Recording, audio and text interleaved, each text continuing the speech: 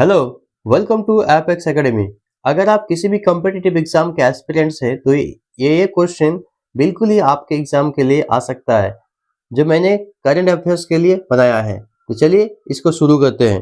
पहला क्वेश्चन है आपका, prime minister Narendra Modi recently laid the foundation stone for an 18-kilometer long elevated corridor in which national park? कहता है कि प्रधानमंत्री नरेंद्र मोदी ने हाल ही में किस राष्ट्रीय उद्यान में 18 किलोमीटर लंबे एलिवेटेड कॉरिडोर को आधारशिला रखी है। मतलब 18 किलोमीटर लंबा एलिवेटेड कॉरिडोर को बनाने का ये रखा है, आधारशिला रखी गई है। तो इसका सही आंसर है आपका काजीरंगा नेशनल पार्क। और काजीरंगा नेशनल पार्क कहाँ पे है? आपका असम में है। कहाँ पे है जी? असम में। ओके। और काजीरंगा नेशनल पार्क एक यूनेस्को वर्ल्ड हेरिटेज साइट पे है। यूनेस्को का वर्ल्ड हेरिटेज साइट है, तो इसको भी आप याद रखेंगे, वर्ल्ड हेरिटेज साइट है। 6,957 करोड़ की इस परियोजना का उद्देश्य NH-37 पर वन्यजीव वाहन टकराव को कम करना है। NH-37 पर जीव जो है वो एक जगह से दूसरी जगह को, रोड को आसानी से पास कर सके, इसलिए इस कॉरिडोर को बनाया जा रहा है। My next question is, which country's president visited India on January 19, 2026 to strengthen bilateral strategic ties? कहता है कि द्विपक्षीय राजनीतिक संबंधों को मजबूत करने के लिए 19 जनवरी 2026 को किस देश के उपराष्ट्रपति ने भारत का दौरा किया? कि 19 जनवरी 2026 को कौन सा देश के राष्ट्रपति ने भारत का दौरा कर चुका है? ये बहुत ही इंपॉर्टेंट है। तो इसका सही आंसर है यूएई। और यूएई का प्रेसिडेंट कौन है? Sheikh Mohammad bin Zayed Al Nahyan. UAE Bharat का तीसरा सबसे बड़ा व्यापारिक भागीदारी है। The UAE is India's third largest trading partner। जो ट्रेडिंग पार्टनर है इंडिया का, वो यूएई थर्ड लार्जेस्ट पार्टनर है। तो ये भी आपके पॉइंट, एग्जाम के पॉइंट ऑफ व्यू से बहुत इंपॉर्टेंट हो रहा है। The visit focuses on food security and energy cooperation. ये किसके ऊपर, ये जो विजिट है किसके ऊपर ज्यादा फोकस करेगा? फूड सिक्योरिटी के ऊपर और एनर्जी कोऑपरेशन के ऊपर। और इसका नाम क्या है जी? Mohammed bin Zayed Al Nahyan. Next question is, the Paripurna mediclaim Ayush Bima was recently launched for which category of beneficiaries? Paripurna mediclaim Ayush Bima हाल ही में किस श्रेणी के लाभार्थियों के लिए शुरू किया गया था? ये कौन सा श्रेणी के लिए ये वाला योजना शुरू किया गया है? परिपूर्ण मेडिक्लेम आयुष बीमा। तो इसका सही आंसर है आपका CGHS लाभार्थी। इसका मतलब होता है कि CGHS का stand for central government health scheme established in 1954। और इसका एस्टेब्लिशमेंट कब हुआ था? 1954 को हुआ था। CGHS का जो एस्टेब्लिशमेंट 1954 का हुआ था। और इसका फुल फॉर्म क्या था? Central government health scheme. Simple सी है, central government health scheme. Establishment 1954 को हुआ था। Launched by the ministry of finance to provide health insurance covering AYUSH treatments. इसको लॉन्च करने वाला कौन है? Ministry of finance. और मिनिस्ट्री ऑफ फाइनेंस कौन है? श्रीमती निर्मला सीतारामन। वित्त मंत्री कौन है जी? निर्मला सीतारामन। यह है आपका भी finance minister Sitharaman. Next question है आपका, Which state recently launched the पोषण उड़ान 2026 initiative to spread health awareness? किस राज्य ने हाल ही में स्वास्थ्य जागरूकता फैलाने के लिए पोषण उड़ान पहल की शुरुआत की है? पोषण उड़ान की शुरुआत कौन से राज्य ने किया है? तो इसका सही आंसर है आपका गुजरात। गुजरात ने इसकी शुरू की है, इस स्वास्थ्य जागरूकता को फैलाने के लिए। हेल्थ अवेयरनेस को स्प्रेड करना बहुत ही इंपॉर्टेंट होता है। गुजरात के मुख्यमंत्री कौन है? भूपेंद्र पटेल। और राज्यपाल कौन है? आचार्य देवव्रत। तो मुख्यमंत्री और जो राज्यपाल है इसको भी आप याद रखेंगे। The next question is, the world economic forum WEF annual meeting 2026 began 1 January 19 in which city. कहता है WEF वर्ल्ड इकोनॉमिक फोरम का वार्षिक बैठक 2026 को 19 जनवरी को शुरू हो चुका है। ये कौन से शहर में हुआ है? तो इसका सही आंसर है दावोस। और दावोस कहाँ का सिटी है? स्विट्जरलैंड का। कहाँ का जी? स्विट्जरलैंड का। और WEF वर्ल्ड इकोनॉमिक फोरम की स्थापना 1971 में क्लॉस शवाब द्वारा की गई थी। क्लॉस शवाब के द्वारा इसकी स्थापना की गई थी वर्ल्ड इकोनॉमिक फोरम को। World economic forum was founded by Klaus Schwab in 1971। Background को देख लेते हैं। The 2026 theme focuses on rebuilding trust amidst global geopolitical shifts.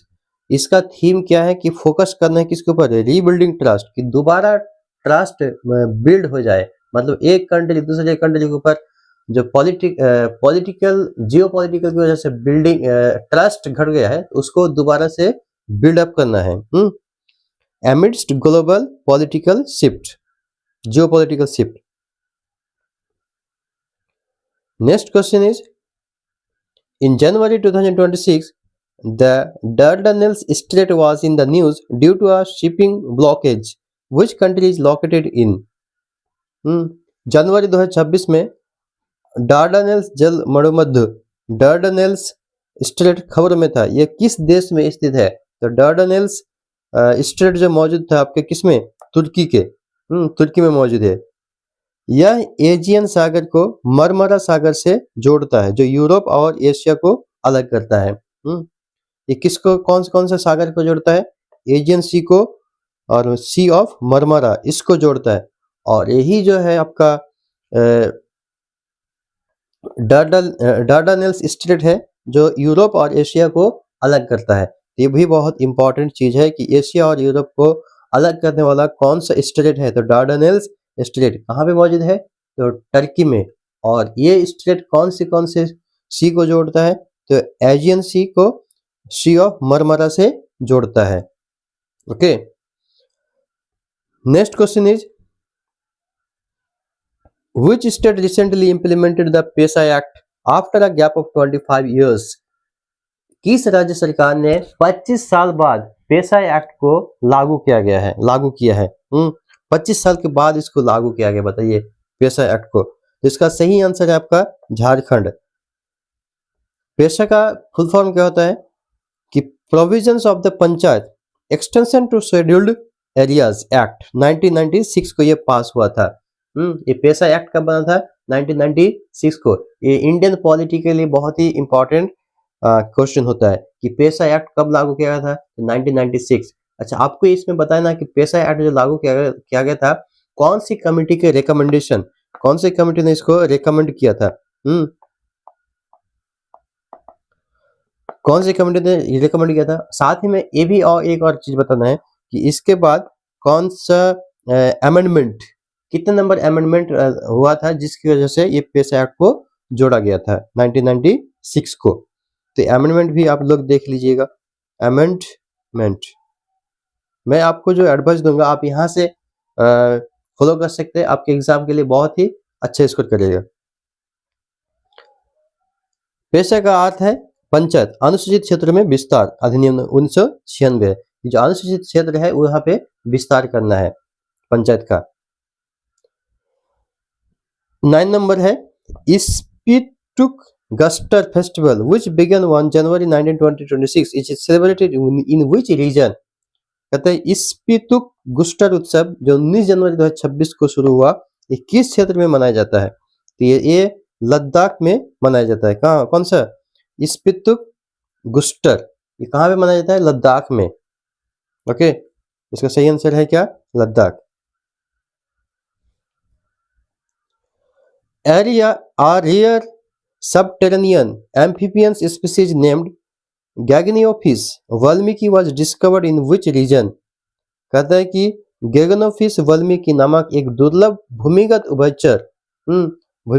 उभयचर एम्फीबियंस प्रजाति की खोज किस क्षेत्र में की गई है? तो एम्फीबियंस का मतलब क्या होता है?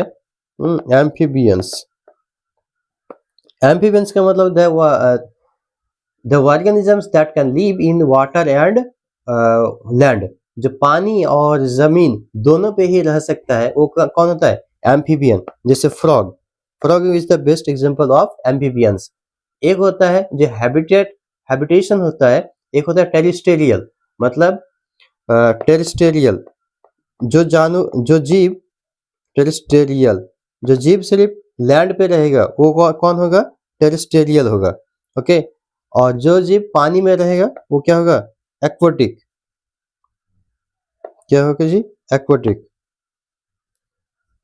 और जो दोनों में रहता है उसको हम क्या बोलते हैं? एम्फीबियंस। एक हो गया एक्वाटिक और एक हो गया एम्फीबियंस। एम्फीबियंस। और दूसरा क्या था? बार बार हिल रहा है। तीसरा था, दूसरा टेरेस्ट्रियल। ओके, तो आप इसको याद रखेंगे।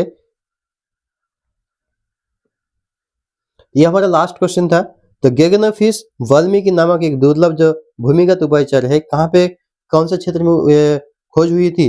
ये है आपका पश्चिमी घाट, वेस्टर्न घाट में। वेस्टर्न घाट में इसको, अच्छा वेस्टर्न घाट का एक और नाम है, वेस्टर्न घाट का और क्या कहता है? सह्याद्री। क्या कहता है? सह्याद्री। वेस्टर्न घाट का अदर नेम क्या है जी? सह्याद्री है। तो इसको भी आप याद रखेंगे। नीलगिरी तो कर्नाटका में है। तो आई होप आपको ये पसंद आया होगा। अगर आपके घर में कोई क्लास 9-10 का बच्चा है जो साइंस और मैथ में कमजोर है, तो मैं इसको साइंस और मैथ प्रैक्टिकली पढ़ाता हूँ। मेरे चैनल का नाम है उसमें एपेक्स नोवा। इसमें मेरा ही फोटो आएगा, आप उसको जाके सब्सक्राइब कर सकते हैं। Thank you so much.